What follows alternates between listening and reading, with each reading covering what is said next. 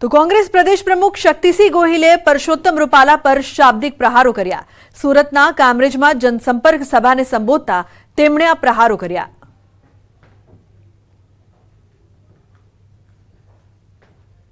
શંકરાચાર્યજી મહારાજે કહ્યું કે મંદિરનું કામ બાકી છે અને ઉપર કળશ ચડાવવા માટે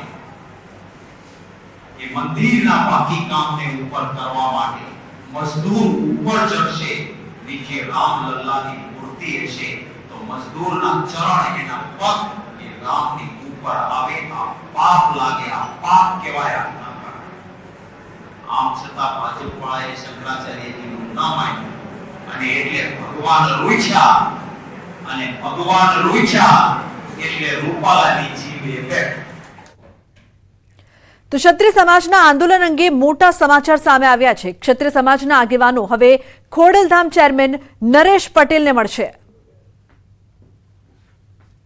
નરેશ પટેલને નહીં, માં ખોડિયારને, નરેશભાઈને મળશું, બરાબર છે, દર્શન કરવા જાશું ત્યારે એની રાય લેશું કે નરેશભાઈ આમાં શું કરી શકાય, બરાબર છે। પણ અત્યારે એ મુદ્દામાં નથી એટલે તમને ન કહી શકું, પણ નરેશભાઈને મળવાનું સમાજ નક્કી કરશે, સંકલન સમિતિ કરશે તો ચોક્કસપણે મળશું। તો રાજપૂત સંકલન સમિતિમાં કોઈ ભાગલા નથી। રાજપૂત સમાજ સંકલન સમિતિના સભ્ય પીટી જાડેજાએ આ દાવો કર્યો છે। બીજો કોઈ સંદેશો તમે માનતા નહીં કે આમાં ભાગલા પડ્યા છે, ભાગલા પડ્યા જ નથી। કાલે 92 સમિતિના સભ્યો હતા, એની બદલે કાલે 500 થયા અને ક્ષત્રિય સમાજના બે ભાગ નથી પડ્યા। એક વ્યક્તિ એમ કે ભાગલા પડી ગયા, એ વ્યક્તિ તો કોઈ પણ સ્ટેટમેન્ટ આપી શકે। લાખો રાજપૂતો છે, એમાં 5 વિઘ્ન સંતોષી પણ હોઈ શકે, એ પણ સ્ટેટમેન્ટ આપી શકે અને એક વ્યક્તિ સ્ટેટમેન્ટ આપે એ રીતે સમાજે નથી કરવાનું। સમાજ એટલે સંકલન સમિતિ અને સંકલન સમિતિ એટલે સમાજ। જ્યારે સંકલન સમિતિને સમાજને માન્ય છે તો સમાજ છે એ ભગવાન છે ને સમાજથી મોટું કોઈ નથી હોતું। તો પીટી જાડેજાએ ક્ષત્રિય આગેવાન પદ્મિનીબાના નિવેદન પર પ્રતિક્રિયા આપી। પદ્મિનીબા કદાચ બોલ્યા હોય તો એનું વ્યક્તિગત નિવેદન હશે। પદ્મિનીબા સામેથી આવે કે મને આમાં તમે રાખો તો વાંધો ન હોય, પણ એવી રીતે ક્યારેય નથી આવ્યા। જો ગઈકાલે આવ્યા, ઘણી વાર વ્યક્તિગત બાબત પણ હોય છે, એવું નથી। એ બી ટીમ ને સી ટીમ ને ઈ ટીમ શું એ પેલા તો મને નથી સમજાતું। આ તો મન ગણત વાતું છે। અરે હજી તો એબીસીડી ઈ સુધી પહોંચી જાય, ડબલામાં ઘી સુધી પહોંચી જાય। સાથે યુવરાજસિંહ જાડેજાના નિવેદન પર પણ બોલ્યા પીટી જાડેજા। યુવરાજસિંહનું નિવેદન વ્યક્તિગત નિવેદન છે, એ કોર કમિટીમાં નથી અને સંકલન સમિતિમાં પણ નથી અને રાજકીય માણસ છે, રાજકીય સ્ટેટમેન્ટ કંઈ પણ આપી શકે। અમારી જે સંસ્થા છે એમાં એક પણ રાજકીય માણસ હોય તો બતાવો। રાજકોટમાં રાજપૂત સંકલન સમિતિની પત્રકાર પરિષદ યોજાઈ હતી, જેમાં જાડેજાએ આંદોલનની રણનીતિને લઈને વાત કરી હતી। 8 જિલ્લામાં તો અમે તમને છાતી ઠોકીને કહી શકી કે જ્યાં 3-3 લાખ ઉપર, મેં જેમ કીધું આણંદમાં 6 લાખ છે, બરાબર છે, એમાં 8 સીટ ઉપર અમે ચોક્કસપણે હાર આપી શકશું। તો અમદાવાદ પૂર્વ અને પશ્ચિમની લોકસભાની બેઠક પર નામાંકન પ્રક્રિયા પૂર્ણ થઈ છે। અમદાવાદ પૂર્વ બેઠક 35 ઉમેદવારોએ કુલ 44 ફોર્મ ભર્યા, જ્યારે અમદાવાદ પશ્ચિમ બેઠક પર 12 ઉમેદવારોએ 19 ફોર્મ ભર્યા છે। ભાજપ અને કોંગ્રેસ પક્ષે બંને બેઠક પર 2 ઉમેદવારોએ ફોર્મ ભર્યા હતા। અન્ય પાર્ટી તેમજ અપક્ષ ફોર્મ પણ ભરાયા હતા। તારીખ 12મીથી લઈને 19મી સુધી જે નામાંકન પ્રક્રિયા હતી એ પૂર્ણ થયેલી છે। આમાં કુલ જોઈએ તો 7 અમદાવાદ પૂર્વ પર 35 ઉમેદવારોએ કુલ 44 ફોર્મ ભર્યા છે અને 8 અમદાવાદ પશ્ચિમ જે છે એમાં 12 ઉમેદવારોએ કુલ 19 ફોર્મ ભર્યા છે। તો ગુજરાતવાસીઓ ફરી ગરમીમાં શેકાવા માટે રહેજો તૈયાર। હવામાન વિભાગની આગાહી, આગામી 3 દિવસ તાપમાન રહેશે યથાવત। 3 દિવસ બાદ ફરી 2 થી 3 ડિગ્રી તાપમાન વધશે, જ્યારે 3 દિવસ બાદ ફરી ગરમીનું જોર પણ વધશે।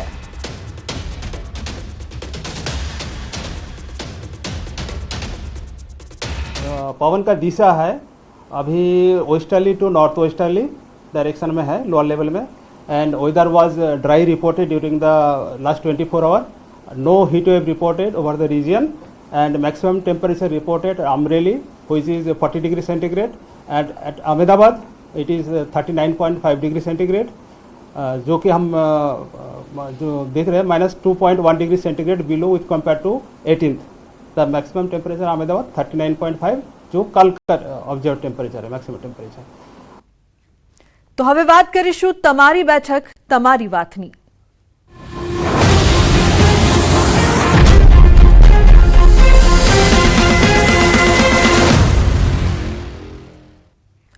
ગુજરાતમાં ગરમીની સાથે સાથે રાજકીય પારો પણ ગરમાઈ ગયો છે, ત્યારે મતદાનને લઈને પણ લોકોમાં ઉત્સાહ આસમાને છે। ચારે અને ચોકે રાજકારણની ચર્ચા ચાલી રહી છે। અમદાવાદના મતદારોનો શું છે મૂડ, મતદારો કયા મુદ્દે કરશે મતદાન, શું છે આશા અપેક્ષા। લોકસભા ચૂંટણીનું બ્યુગલ વાગી ગયું છે ત્યારે તમામ જગ્યાએ એક જ ચર્ચા થાય છે કે હવે શું થશે, પરિણામો શું આવશે, મતદાન કઈ રીતે થશે, અને તેને લઈને જ રેસ્ટોરન્ટ કે કાફે હોય કે તમામ જગ્યાએ એક જ માત્ર ચર્ચા છે, એ પણ રાજનીતિ। ત્યાં ન્યૂઝની ટીમ પહોંચી છે સિંધુમણ રોડ પર આવેલા ક્રુઝ કાફેની અંદર, અને ત્યાંના લોકો જે બેઠી રહ્યા છે, અનેક લોકો આવે છે, એન્જોય કરતા હોય છે અને ખાસ કરીને ચર્ચા પણ કરતા હોય છે।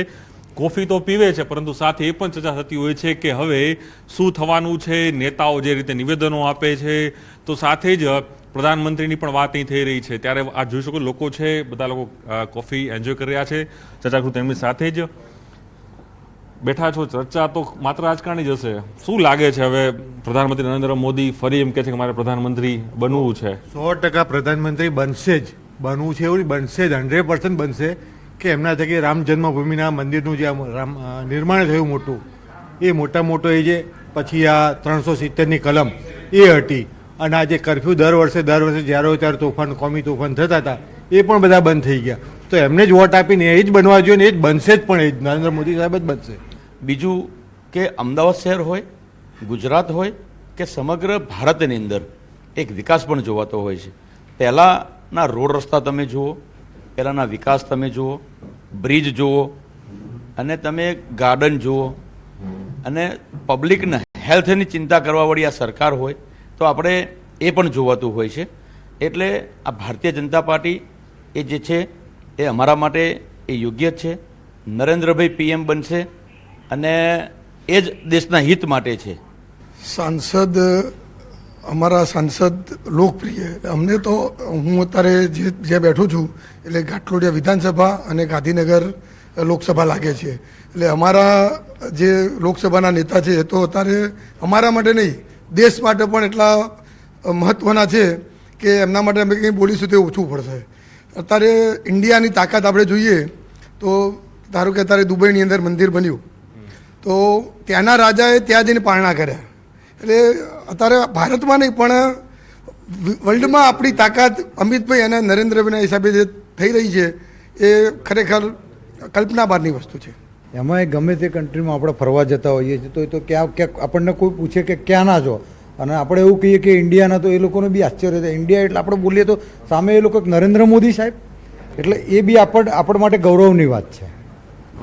આમ મતદાન કરો ત્યારે શું મગજમાં હોય છે, શું થિંકિંગ હોય છે કે ભાઈ કામ થયા છે, નથી થયા? ફરિયાદો તો ઘણી બધી કરતા હશો ને, ભાઈ આ કામ નથી થતું, રસ્તા નથી થતા। આ સરકારમાં એવું છે, જો આ સરકાર નાના માણસોનું બી બહુ ધ્યાન રાખેલું છે। તમે આજે ગરીબ વર્ગ જુઓ તો એને કરિયાણું, ટોટલી કરિયાણું એ લોકોને મળતું, એમના બાળકોને સરકાર અત્યારે સારી સ્કૂલોમાં ભણવા માટે સરકાર પૈસા ખર્ચે છે અને એ લોકોને લાભ મળતો હોય છે। અને મેડિકલની બાબતે કોઈ પણ ગરીબના આજે ખિસ્સામાંથી 1 રૂપિયો કાઢવો નથી પડતો। રહેવા માટેના બી આવાસ યોજનામાં તમે જુઓ, રહેવા માટે અઢળક હજારો મકાન બનાવ્યા છે આ સરકારે। અત્યારે ટેકનોલોજીની બાબતમાં નરેન્દ્ર મોદી સાહેબને બહુ જ સારું એવું ધ્યાન આપેલું છે। નરેન્દ્ર મોદી સાહેબ ટેકનોલોજીના કારણે જે અત્યારે એજ્યુકેશન ડિપાર્ટમેન્ટ, એજ્યુકેશન લાઇનમાં બી સારું એવું ડેવલપમેન્ટ છે।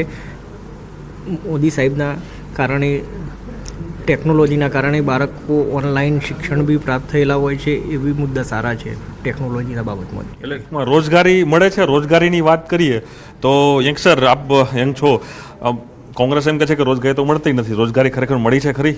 રોજગારી તો મળે જ છે, જેને કામ કરવું હોય એના માટે કંઈ રોજગારી મોટો ઇસ્યુ છે નહીં।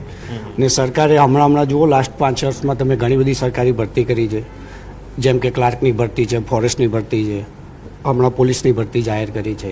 એટલે રોજગારી તો એવું કોઈ મોટો ઇસ્યુ છે એવું કંઈ લાગતું છે નહીં। અચ્છા, તો આમ યંગસ્ટર તરીકે જાઓ ત્યારે મતદાન શું આમ ધ્યાન ફોકસ કરશો કે ભાઈ મારે આ મતદાન આ પાર્ટીને કરવું છે કે આ પક્ષને કરવું છે? ડેવલપમેન્ટ અને ઐતિહાસિક નિર્ણય લીધો મોદી સાહેબે જે રામ મંદિર બનાવવાનો, ઓકે, રામ મંદિર સૌથી મોટો મુદ્દો છે. બીજા પણ વ્યક્તિ જોડાયા કુસુની સાથે.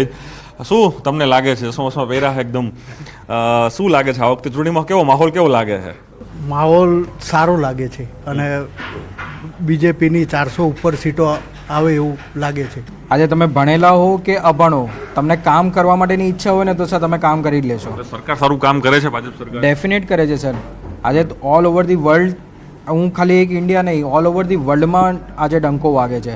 આ પહેલાં એવું હતું કે ભાઈ લોકો આગળ ચાલતા હતા, આપણા પ્રેસિડેન્ટ પાછળ ચાલતા હતા, પ્રાઇમ મિનિસ્ટર પાછળ ચાલતા. આજે પ્રાઇમ મિનિસ્ટર આગળ છે અને લોકો પાછળ ચાલે છે. અમેરિકાના પ્રેસિડેન્ટ તમને સામેથી મળવા માટે આવે છે પ્રાઇમ મિનિસ્ટરને. આજે આટલા બધા બ્રિજીસ થયા, આજે એરપોર્ટ જે હતા એ ડબલ ક્વોન્ટિટીમાં એરપોર્ટ્સ થયા, એમ્સની ડબલ ક્વોન્ટિટી થઈ ગઈ. તમે બતાવો જે 60 યર્સ 70 યર્સનો જે પેરામીટર જે હતો કોંગ્रेसનો, એટલા ટાઈમમાં કેટલું થયું ને અત્યારે કેટલું થયું. तो नरेंद्र मोदी एक कॉन्फिडेंस होते हैं. जैसे आज के टाइम पे क्या होता है कि कोई भी जो हमारा लीडर रहता है उसके ऊपर अगर हमारा भरोसा रहता है तो हम पीछे से सीना चौड़ा करके उसके पीछे चलते हैं.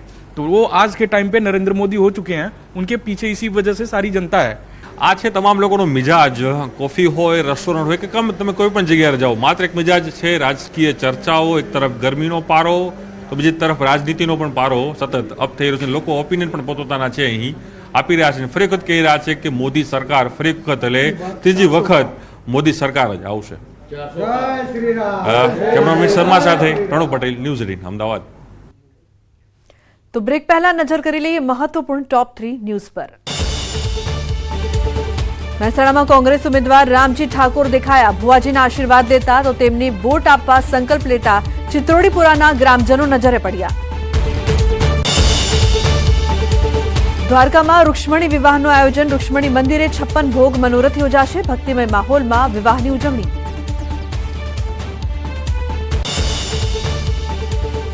બહુચરાજીમાં શક્તિ, ભક્તિ અને આસ્થાનો ત્રિવેણી સંગમ. આવતીકાલથી 3 દિવસ ચૈત્રી ઉત્સવનું આયોજન. ભાતીગઢ મેળામાં ભક્તોનું દેશ વિદેશથી આગમન.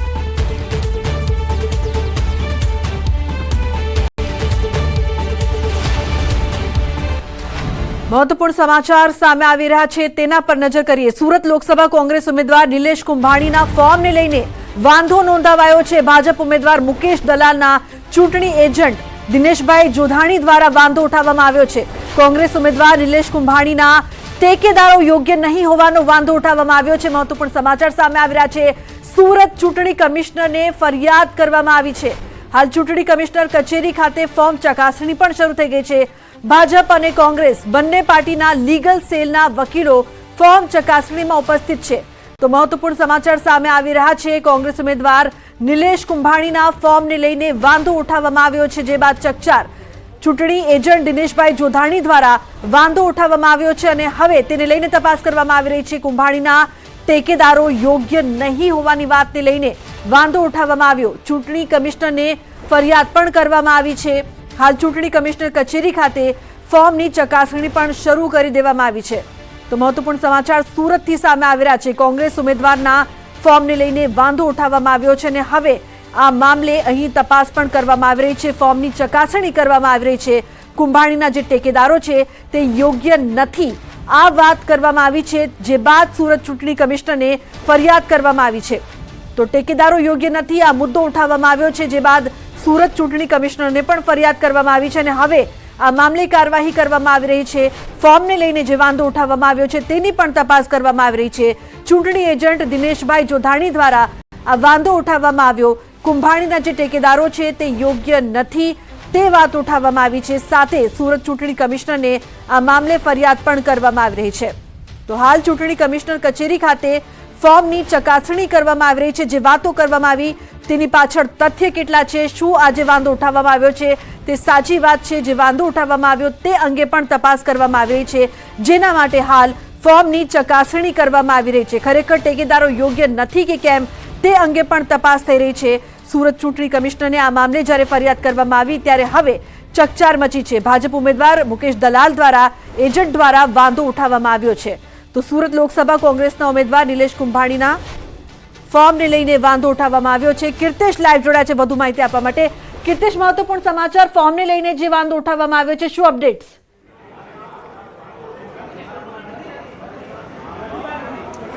બિલકુલ સુરત લોકસભાના ઉમેદવાર કહી શકાય એવા દિનેશ કુંભાણી કે જે કોંગ્રેસના ઉમેદવાર છે તેમના ફોર્મને લઈને વાંધો ઉઠાવવામાં આવ્યો છે. ભાજપ દ્વારા જે વાંધો ઉઠાવવામાં આવ્યો છે કે તેમની સહી કહી શકાય કે ફરજી છે, જેને લઈને આ વાંધો ઉઠાવવામાં આવ્યો છે. આપણી સાથે કોંગ્રેસના આગેવાનો છે, આપણે સીધા એમની સાથે વાત કરીશું. શું કહેવું છે, શું કહેશો ફોર્મને લઈને વિરોધ ઉઠાવવામાં આવ્યો છે? ઓપોઝિશન પાર્ટી બીજેપીએ અમારા ફોર્મ પર થોડું ઓબ્જેક્શન કર્યું હતું. એ ઓબ્જેક્શન બાબતમાં અમારી પાસે જવાબની માંગણી કરી છે. અમે થોડી વારમાં જવાબ આપી દઈશું. શું વાંધો ઉઠાવ્યો હતો? વાંધો હતો કે એમને એવું હતું કે આ વાંધો છે, એટલે 1-2 પોઈન્ટ પર વાંધો એમને ઉઠાવ્યો છે. એ અમારા એડવોકેટ પાસે છે, તેઓ હમણાં એની સ્ટડી કરી અને એનો યોગ્ય જવાબ હમણાં આપી દેશે.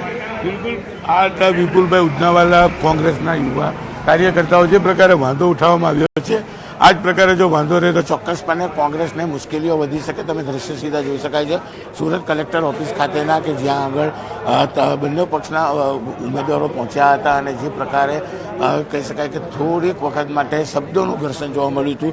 અસલમભાઈ સાયકલવાળા કોંગ્રેસ આગેવાન છે, આપણે એમની સાથે પણ વાત કરવાનો પ્રયાસ કરીશું. કારણ કે જે પ્રકારે કહી શકાય કે કોંગ્રેસના ઉમેદવારે ડમી સહી કરી એવો આક્ષેપો ભાજપ દ્વારા કરવામાં આવ્યા હતા. જો કે કલેક્ટર દ્વારા, ચૂંટણી પંચ દ્વારા બંને વ્યક્તિઓને સાંભળવામાં આવ્યું હતું, હિયરિંગ કરવામાં આવ્યું હતું અને થોડીક જ વારમાં આ મામલે ચુકાદો આપવામાં આવશે. ખાસ કરીને દિનેશ કુંભાણી બી કલેક્ટર ઓફિસ ખાતે પહોંચ્યા હતા પોતાના ટેકેદારો સાથે, પોતાના પક્ષના કાર્યકર્તાઓ સાથે. ત્યારે અસલમ સાયકલવાળા પણ અહીંયા જ, આપણે સીધા એમની સાથે વાત કરવાનો પ્રયાસ કરીશું. શું કહેવું છે અને કયા પ્રકારની આખી વાત છે?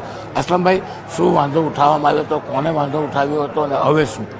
તો અમને પણ એવી ભારતીય જાણવા મળે, કારણ કે અમે બધા નિલેશભાઈ કુંભાણી અને અમારા પ્રદેશ પ્રમુખ શક્તિસિંહ ગોયલ કામરેજ આવ્યા હતા. અમે કામરેજ સાથે હતા. ત્યાં અમને એવી ખબર પડી કે ભાઈ દિનેશ જોધાણી, જે માજી deputy mayor Bharatiya Janata party senior નેતા છે, એ આવીને ટેકેદારોને લાવીને એવી રજૂઆત કરી ગયા કે ભાઈ અમે લોકો સહી કરી છે કે નથી, કે સહી પ્રેશરમાં કરાવી છે. તો એમ કહું જોઈએ છે, અત્યારે કલેક્ટર કચેરી ચૂંટણી પંચના કાર્યક્ષેત્રમાં આવે છે. ચૂંટણી પંચના કાર્યક્ષેત્રના નીતિ નિયમ મુજબ કામગીરી કરે. ભારતીય જનતા પાર્ટીના દબાણમાં કોઈ એવી કામગીરી ના કરે કે સુરતની સમગ્ર દેશમાં ચૂંટણી પંચ માટે લોકોને શંકા ઉપજે. બીજી વાત કહું કે ભારતીય જનતા પાર્ટી એમ કહે છે કે અમારા પેજ પ્રમુખ સુધીનું સંગઠન મજબૂત છે. 2019માં લોકો 5.5 લાખ મતે આ સીટ જીત્યા હોય તો એમને આવા કાવા દાવા કરવાની શું જરૂર પડી? શું હાર બાકી ગયા છે? હાર સહન નથી થતી, એટલે આવા કાવતરા કરવાની ફરજ પડે છે અને ફોર્મ રદ કરવા માટે હવે તલપાપડ બની રહ્યા છે. એટલે જે છે 4 વાગે કલેક્ટરશ્રીનો હુકમ આવે ચૂંટણી અધિકારીશ્રીનું, પછી આગળની રણનીતિ શું છે અમે આપને જાણ કરશું. બિલકુલ ભાજપના ટેકેદારોએ જે પ્રકારના આક્ષેપ કર્યા હતા તેને લઈને આ વિવાદ ઉભો થયો. સુરત લોકસભાના ઉમેદવાર દિનેશ કુંભાણીના ફોર્મમાં ઘણી બધી સત્યો બતાવવામાં આવી હતી, જેને લઈને લેખિતમાં વાંધા અરજી આપવામાં આવી હતી. સમગ્ર મામલો કલેક્ટર અને ચૂંટણી પંચ સામે પહોંચ્યો છે. હિયરિંગ કરવામાં આવી છે અને ટૂંક સમયમાં આ મામલે આપવામાં આવશે. જો ખરેખર ફોર્મમાં વાંધા અરજી હોય અને જો ફોર્મ રદ કરવામાં આવે તો ચોક્કસ કોંગ્રેસની મુશ્કેલીઓ વધી શકે એમ છે, કારણ કે ગઈકાલે ફોર્મ ભરવાનો છેલ્લો દિવસ હતો. બિલકુલ કીર્તેશ, કોંગ્રેસ ઉમેદવાર છે નિલેશ કુંભાણી, અને એક વાત તો એ કહેવામાં આવી છે કે તેમના જે ટેકેદારો છે તે યોગ્ય નથી. તે સિવાય કયા કયા મુદ્દા ઉઠાવવામાં આવ્યા છે અને કઈ પ્રકારથી જે પ્રોસિજર છે, આ પ્રોસિજર કેટલા વાગે સુધી ખબર પડશે કે ફોર્મમાં ખરેખર વાંધો છે કે નહીં? કારણ કે 4 વાગ્યાનો સમય અત્યારે અસલમ સાયકલવાળા દ્વારા કહેવામાં આવ્યો.